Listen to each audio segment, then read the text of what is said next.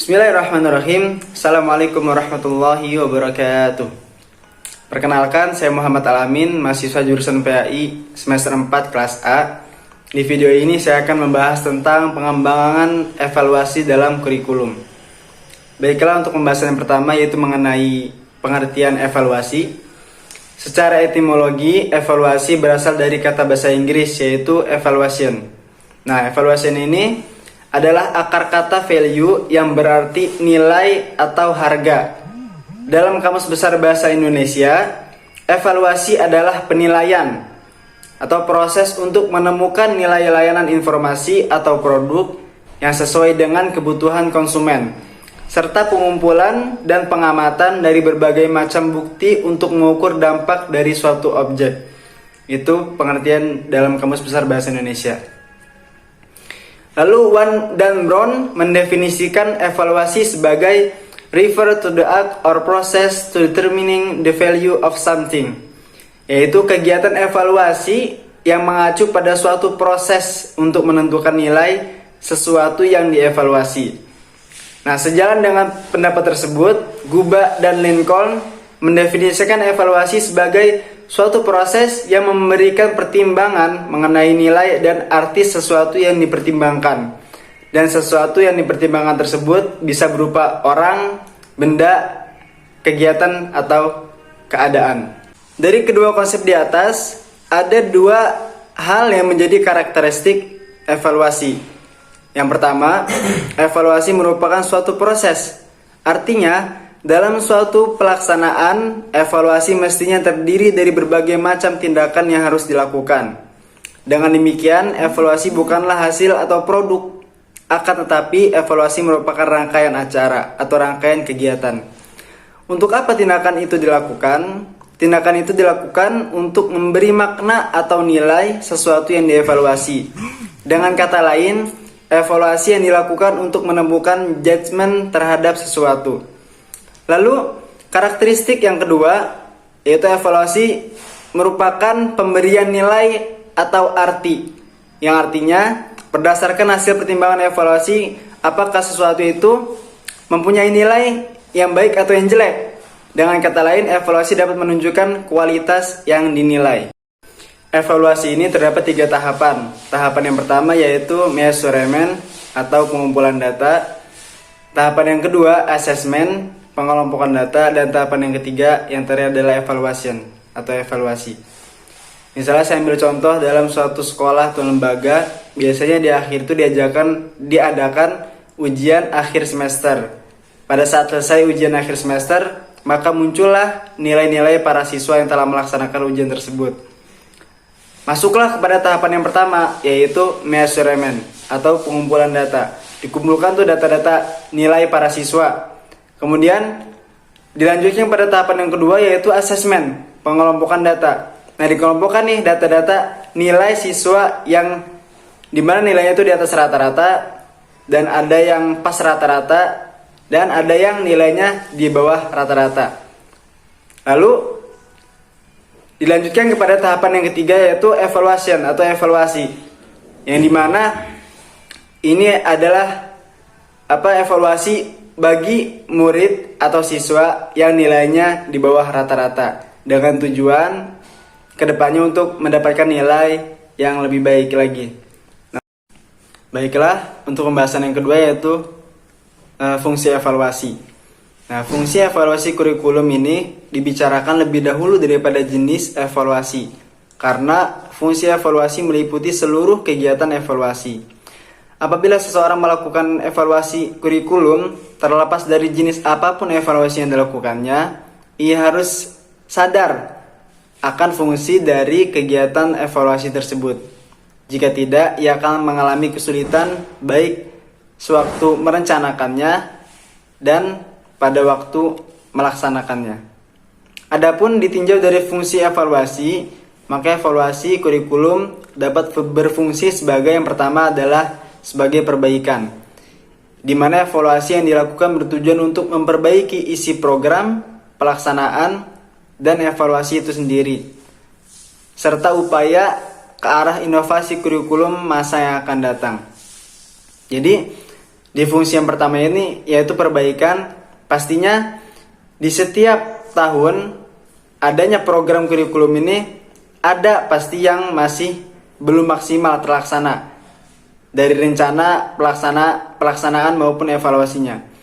Maka adanya perbaikan ini bertujuan untuk agar program kurikulum kedepannya ini berjalan dengan maksimal atau berjalan dengan baik tanpa adanya kekurangan.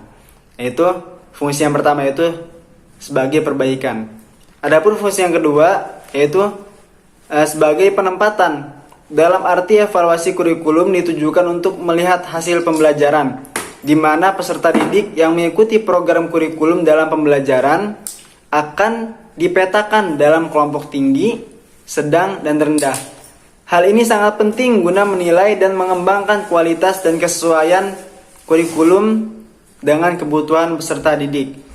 Nah, untuk fungsi yang kedua ini yaitu penempatan, yang dimana dalam program kurikulum ini pastinya para siswa ini ada sebagian siswa yang bisa mengikuti program tersebut dengan baik, dan ada pun sebagian siswa yang masih belum bisa mengikuti program tersebut dengan baik. Nah, adanya penempatan ini bertujuan untuk menyesuaikan ataupun mengembangkan kualitas. Pastinya di setiap sekolah atau lembaga berharap agar kualitas program kurikulumnya itu berjalan dengan baik atau berjalan dengan maksimal. Maka dengan adanya penempatan ini bertujuan untuk menyesuaikan siapa saja siswa yang masih belum bisa mengikuti dengan baik, mengikuti program kurikulum tersebut dengan baik. Nah, yang nantinya akan adanya evaluasi untuk siswa tersebut. Nah, itu fungsi yang kedua itu penempatan. Dan fungsi yang ketiga dari fungsi evaluasi itu sebagai penyebaran. Evaluasi kurikulum dilaksanakan dalam rangka memberikan perlakuan secara merata pada setiap satuan pendidikan dan jenjang pendidikan untuk semua daerah, baik perkotaan, perdesaan, bahkan daerah terpencil sekalipun. Nah, itu fungsi penyebaran, yaitu fungsi yang ketiga. Adapun fungsi yang keempat, yang terakhir, yaitu fungsi penelitian sebagai penelitian dan pengembangan. Evaluasi kurikulum dilaksanakan guna melihat dampak atau perubahan-perubahan yang terjadi dalam suatu lembaga atau dalam suatu sekolah. Apakah kurikulum tersebut dapat diterima atau masih perlu direvisi, bahkan dikembangkan.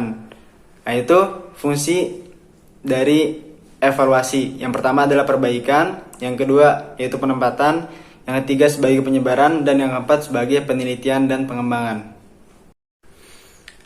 Kemudian pembahasan yang ketiga yaitu peran evaluasi.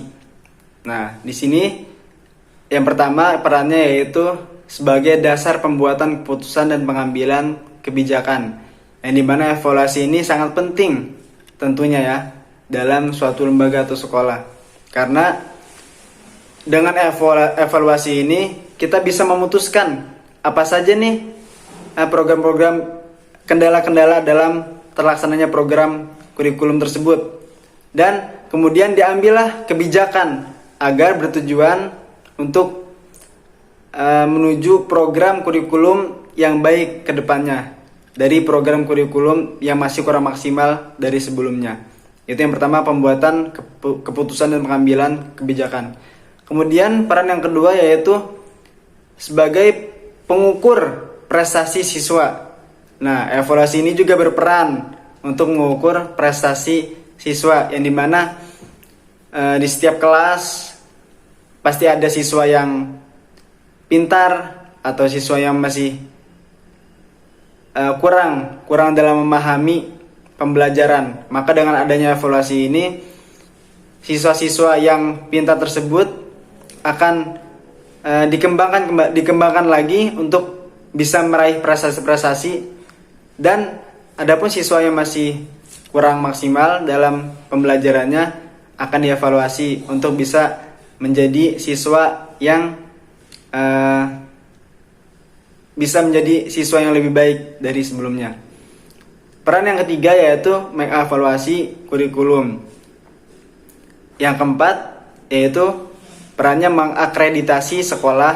Nah, evaluasi ini bisa jadi sebagai nilai yang dimana ketika akreditasi sekolah diadakan, setelah kita melakukan evaluasi, maka akan menjadikan program kurikulum ini lebih baik setelahnya daripada sebelumnya kan. Nah, maka dengan adanya nanti akreditasi sekolah, sekolah kita atau lembaga kita sudah menjadi lebih baik dari sebelumnya. Itu bisa menjadi perannya mengakreditasi sekolah, sehingga nanti akreditasi sekolahnya menjadi bagus. Lalu peran yang terakhir yaitu memperbaiki materi dan program pendidikan. Pembahasan selanjutnya yaitu mengenai tujuan evaluasi. Tujuan evaluasi kurikulum yaitu mengungkapkan proses pelaksanaan kurikulum secara keseluruhan, ditinjau dari berbagai aspek. Adapun indikator kinerja yang dievaluasi adalah efektivitas, efisiensi, relevansi, dan kelayakan program. Hal ini dimaksudkan untuk memberikan acuan dan gambaran program untuk kedepannya. Sementara itu, menurut Ibrahim diadakannya evaluasi kurikulum dengan maksud untuk keperluan berikut. Yang pertama, yaitu sebagai perbaikan program. Peranan evaluasi yaitu lebih bersifat konstruktif. Informasi hasil evaluasi dijadikan masukan perbaikan yang diperlukan di dalam program kurikulum yang sedang dikembangkan. Evaluasi kurikulum dipandang sebagai proses dan hasil yang relevan untuk dijadikan acuan pengembangan kurikulum yang akan dilaksanakan. Lalu tujuan yang kedua, pertanggungjawaban kepada berbagai pihak. Nah, evaluasi kurikulum menjadi bentuk laporan yang harus dipertanggungjawabkan dari pengembang kurikulum kepada pihak-pihak yang bersangkutan, seperti diantaranya pemerintah, orang tua, pelaksana satuan pendidikan, masyarakat, dan semua pihak yang secara langsung maupun secara tidak langsung ikut serta dalam pengembangan kurikulum yang bersangkutan. Nah, lalu tujuan yang ketiga yaitu sebagai penentuan tindak lanjut hasil pengembangan. Tindak lanjut hasil pengembang kurikulum dapat berbentuk jawaban atas dua kemungkinan pertanyaan. Pertama, apakah kurikulum baru tersebut akan atau tidak akan disebarluaskan ke dalam sistem yang ada? Kedua, dalam kondisi yang bagaimana dan dengan cara yang bagaimana pula kurikulum baru tersebut akan disebarluaskan ke dalam sistem yang ada. Nah, itu tujuan yang ketiga. Dan untuk tujuan yang terakhir yaitu untuk mengetahui ketercapaian peserta didik. Nah, sampai mana nih peserta didik itu mencapai nilai-nilainya, apakah peserta didik tersebut mencapai nilai yang bagus ataupun peserta didik itu akhirnya mencapai nilai atau mendapatkan nilai yang masih kurang bagus. Nah, dengan adanya tujuan ini, maka kita bisa mengetahui ketercapaian peserta didik. Nah, itu untuk tujuan evaluasi. Baiklah, untuk pembahasan selanjutnya yaitu mengenai manfaat evaluasi. Nah, manfaat evaluasi ini yang pertama yaitu untuk mengetahui keberhasilan suatu program. Dengan adanya evaluasi, kita bisa mengetahui apakah program kurikulum yang kita jalankan itu berhasil atau tidak. Karena memang pada setiap program kurikulum itu pasti akan ada kekurangan-kekurangan yang ada. Nah, dengan adanya evaluasi kita bisa mengetahui apa saja kekurangannya, sehingga kita bisa menjadikan program-program kurikulum kedepannya menjadi lebih baik daripada program kurikulum dari sebelumnya. Nah, itu manfaat yang pertama. Lalu manfaat yang kedua, untuk mengetahui tingkat penguasaan dan pemahaman materi, yang dimana materi-materi yang kita sampaikan kepada peserta didik dan kepada para siswa ini, apakah para siswa ini bisa menguasai dan memahami materi yang kita sampaikan, atau para peserta didik masih belum bisa menguasai ataupun memahami dengan materi-materi yang kita sampaikan. Maka ini berkesinambungan dengan manfaat yang ketiga, yaitu sebagai tolak ukur ketepatan suatu metode yang diterapkan. Nah, mungkin materi yang kita sampaikan ini sudah benar, akan tetapi ada yang salah dari metode yang diterapkan. Misalnya dari sebagian siswa kebanyakan bisa menguasai dan memahami materi dengan metode bercerita misalnya, atau metode ceramah. Tetapi yang kita pakai adalah metode tanya jawab, sehingga para siswa yang masih belum menguasai dan memahami materi tidak bisa menjawab, karena yang tadi saya sebutkan sebagian siswa bisa menangkap materi dan bisa menguasai atau memahami materi dengan cara metode bercerita misalnya. Tetapi kita menggunakan metode yang salah, itu bisa menjadikan siswa atau peserta didik lambat dalam menguasai dan memahami materi. Nah, dengan adanya evaluasi tersebut, kita bisa merubah metode kita ataupun materi kita yang masih kurang baik ataupun kurang maksimal, sehingga peserta didik tidak menguasai dan memahami, dengan metode dan materi yang simpel dan gampang dimengerti bagi para peserta didik untuk kedepannya. Pembahasan selanjutnya mengenai jenis-jenis evaluasi. Jenis yang pertama yaitu evaluasi formatif, yakni evaluasi yang dilaksanakan selama kurikulum itu digunakan dengan tujuan untuk menjadi dasar dalam perbaikan. Evaluasi formatif ini bisa dilakukan terhadap masing-masing mata pelajaran atau masing-masing program kurikulum keseluruhan, yang dimana selama program ini berjalan, program kurikulum tersebut berjalan, maka akan ada terus evaluasi formatif, baik dari mata pelajaran, masing-masing mata pelajaran ataupun dari program kurikulum tersebut. Kemudian ada evaluasi sumatif, yaitu evaluasi yang ditujukan untuk mengetahui keberhasilan pelaksanaan kurikulum. Adapun evaluasi dilaksanakan di akhir pelaksanaan kurikulum, jika pada tingkatan SD dilaksanakan setelah selesai 6 tahun. Jadi evaluasi sumatif ini dilaksanakan pada akhir pelaksanaan kurikulum. Pembahasan selanjutnya mengenai teknik dan instrumen evaluasi. Terdapat dua teknik, yang pertama dengan teknik tes dan yang kedua dengan teknik non-tes. Adapun jenis-jenis tes, yaitu ada 3 jenis. Yang pertama yaitu tes berdasarkan jumlah peserta. Nah, berdasarkan jumlah peserta, tes hasil belajar dapat dibedakan menjadi tes kelompok dan tes individual. Tes kelompok adalah tes yang dilakukan terhadap sejumlah siswa secara bersama-sama, sedangkan tes individual adalah tes yang dilakukan kepada siswa secara perorangan. Kemudian yang kedua yaitu tes standar dan tes buatan guru. Dilihat dari cara penyusunannya, tes juga dapat dibedakan menjadi tes buatan guru dan tes standar. Tes buatan guru disusun untuk menghasilkan informasi yang dibutuhkan oleh guru yang bersangkutan. Misalnya untuk mengumpulkan informasi tentang tingkat kompetensi akademis atau tingkat penguasaan materi pelajaran siswa yang diajarnya, atau untuk melihat efektivitas proses pembelajaran yang telah dilaksanakan. Tes buatan guru biasanya tidak terlalu memperhatikan tingkat validitas dan tingkat reliabilitas. Hal ini disebabkan tes buatan guru hanya mencakup materi terbatas. Nah, sedangkan tes standar adalah tes yang digunakan untuk mengukur kemampuan siswa, sehingga berdasarkan kemampuan tersebut, tes standar dapat memprediksi keberhasilan belajar siswa pada masa yang akan datang. Dan yang ketiga, jenis yang ketiga yaitu tes berdasarkan pelaksanaannya. Dilihat dari cara pelaksanaannya, tes dapat dibedakan menjadi tes tulisan, tes lisan, dan tes perbuatan.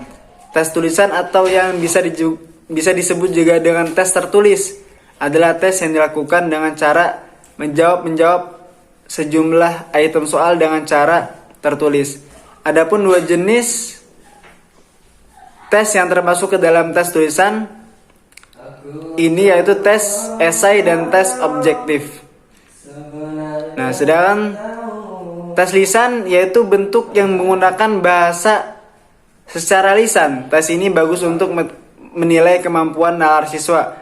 Melalui bahasa secara verbal, penilai dapat mengetahui secara mendalam pemahaman siswa tentang sesuatu yang dievaluasi. Sedangkan tes yang terakhir yaitu dari tes pelaksanaannya, tes perbuatan adalah tes dalam bentuk peragaan. Tes ini cocok manakala kita ingin mengetahui kemampuan dan keterampilan seorang mengenai sesuatu. Contohnya memberagakan gerakan-gerakan, mengoperasikan sesuatu alat, dan lain sebagainya. Kemudian jenis tes yang kedua yaitu dengan cara non-tes.